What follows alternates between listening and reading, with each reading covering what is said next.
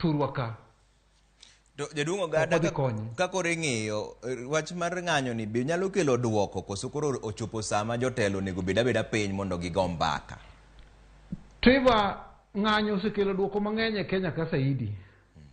Kichakre 92 ma pod an kijana, ng'anyo wayudo ka Paul Mwite gini, Gitoboi Manyara gini, Dr. Mbaka gini, Uma Muga gini, osiro odhi oluoro jaduong' Jaramogi Oginga Odinga, Young Turks gi jowa mane ni 82 Air Force, wuotwa machalo Lemumba Guno Wade gini, Lieutenant Colonel Odendo, Tieno Oguya gi jowuoyi gi wan.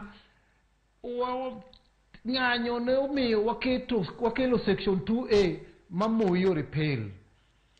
Moi no repeal section 2A ma wabedo gi multi-party nikech agitation mar dwaro ratiro n'oganda. Mano ng'anyo no kelo duoko.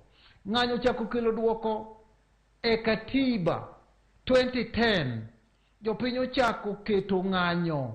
Jopiny ochako keto ng'anyo gi jotendwa ka Raila Amolo Odinga gi joge gi jo Kenya mamoko. Wakelo katiba 2010. And ng'anyo osekelo lokruok mamoko ma jowa ma kendo koro kedo kodwa gi.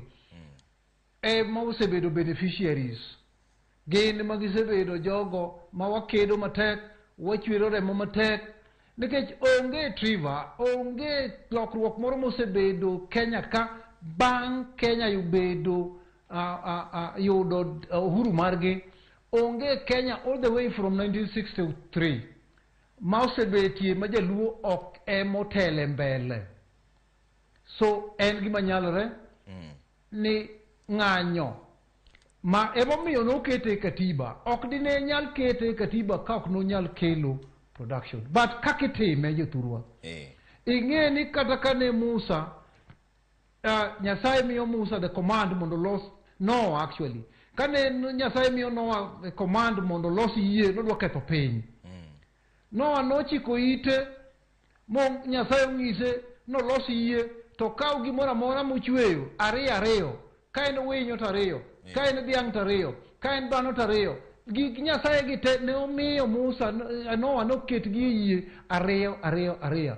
Nikech nowinjo wach Nyasaye kendo nochiko ite kendo kama oyude pek to omako bure kopenjo Nyasaye. Nyasaye nene ka nitie gima chande to wuoyo kode kaka koro Trevor wawuoyo kodi ni.